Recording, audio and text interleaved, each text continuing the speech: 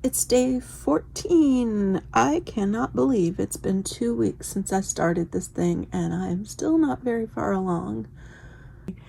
This just goes to show how time slips away from you if you are not mindful, paying attention to what you're doing, and have a plan. So I've got to get on the ball if I want this 100 days to amount to anything.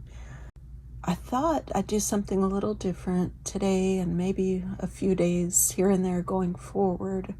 I mentioned I read a lot, I also write a lot, and ran across something today that I thought was an interesting talking point, and I wrote a little bit about it, so I wanted to talk about it too. There was a book called Rich Dad, Poor Dad. I think the author's name is Robert Kiyosaki or something like that. I'm probably butchering his name, but anyways, there was this guy who did a little video, a little reel on Facebook, and I watched it, and he's describing that 4-quadrant explanation of different types of ways people earn a living. And there's 4 quadrants. I think it's the same as the one in Rich Dad, Poor Dad. It's been a couple years since I've read it, so I can't remember for sure. But, so what this guy says, the upper left side is employee, and that's where most of us are trained to be. That's kind of how the world works. We enter into working for somebody else, being somebody's employee. That's how I was raised. That's where most people start. That's where our school system kind of trains people to be. You go to work for somebody else. You become a teacher, you become a mechanic. You usually work for a business until retirement. You hopefully get a retirement and a pension and can retire in 50 years or whatever. So that is the upper left corner. And in that employee model, you are trading your time for money.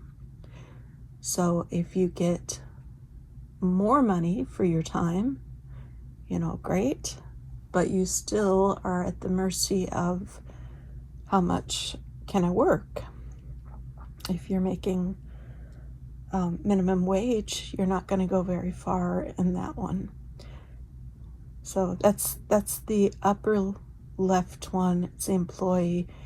It is pretty hard, probably nearly impossible for someone to become financially secure or financially free, for sure, just being somebody else's employee.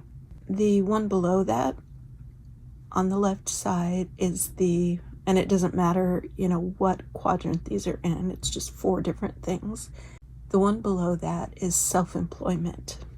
So self-employment, you don't have a direct boss, you're working for yourself, which is a little bit better, but you are still, in essence, trading time for money by selling services. It's a service-based business normally, or goods to somebody else, but you kind of run the show. You're self-employed. It depends on you being there, and your time is still very heavily involved in that. So the next quadrant, the third one, is business owner. The upper right one, business owner, and the bottom one, investor. These are the 2 places where people become financially free and earn their money. So business owner, you have other people working for you. Your time is freed up. I heard somebody talk the other day, even the more people you hire and the bigger your business grows, if you are delegating and running things properly, you are having more time. So in the bottom one, of course, investor. I don't know a lot about investor, but I do know, if you can invest in businesses, real estate, stock market, that sort of thing. That is that quadrant, and that's so far outside of my thoughts right now. I mean, it'd be great to do someday, but I don't know much about it. But I do know that the business owner and the investor, that's the side where financial wealth is, and financial stability really is more plausible, and financial freedom is more plausible.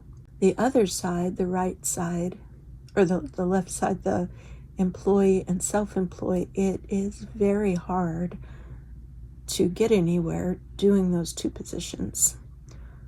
Self-employed, like I said, it's a little bit better, but if I am a freelance photographer, it is still me offering the service to somebody else, and it's my time because I don't have employees, and it's my equipment and my expertise. It's completely reliant on me. And another thing with that, a lot of self-employed businesses, the person knows their craft very well, or their trade very well. So you've got photographers, plumbers,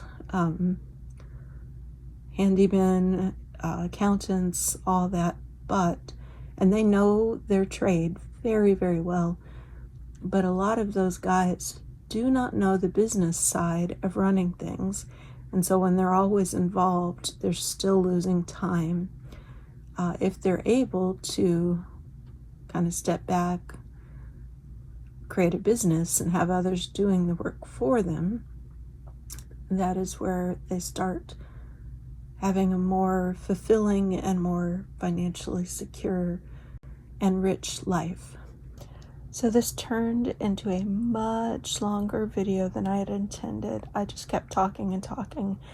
And for the sake of my sleep schedule, I am going to cut the video here, upload it, and I will put out the rest either tomorrow or Thursday. So in the next 2 days. So, okay. I hope this is helpful for somebody, at least helps you see the way things are and the way things can be too. The rest of the video I talk about me not knowing how to get onto the right side yet. So stay tuned.